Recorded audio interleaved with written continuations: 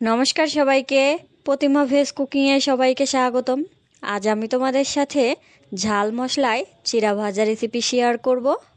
এখানে আমি পরিমাণ মতো চিড়া ভাজা নিয়েছি, আর এই চিড়া ভাজাগুলো কিন্তু দোকানে কিনতে পাওয়া যায়। সেই চিড়া ভাজাটা দিয়েই আজ মশলা দিয়ে চিড়া ভাজা রেসিপি করব। প্রথমে চুলায় প্যান বসিয়ে দিয়েছি, এবার দিয়ে দিলাম সয়াবিন তেল।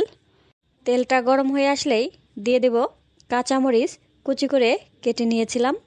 কাঁচামরিচটা পরিমাণ মতো দিয়েছি, আর ঝালটা তোমরা তোমাদের পছন্দ অনুযায়ী দেবে। মরিচটা একটু হালকা করে ভেজে নিয়েছি, খুব বেশি ভাজবো না। এবার দিয়ে দিলাম ভাজা চিড়াগুলো, আর দিয়ে দিলাম পরিমাণ মতো লবণ, দিয়ে দিলাম পরিমাণ মতো হলুদ গুঁড়া, আর দিয়ে দিলাম ভাজা জিরে গুঁড়ো। এবার সব কিছু মিশিয়ে নেব।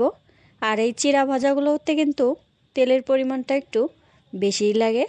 সব কিছু ভালো করে মিশিয়ে নিয়েছি। এবার আরও কিছু মশলা অ্যাড করব। এবার দিয়ে দেব পরিমাণ মতো বিট লবণ, আর দিয়ে দেব স্বাদ মতো টেস্টি সল্ট। এই পর্যায়ে চুলা আঁচটা একদম লো করে রেখেছি।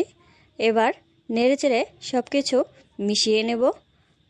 সব কিছু ভালো করে মিশিয়ে নিয়েছি। এবার দিয়ে দেব চানাচুর। চানাচুর দেয়া হয়ে গেছে।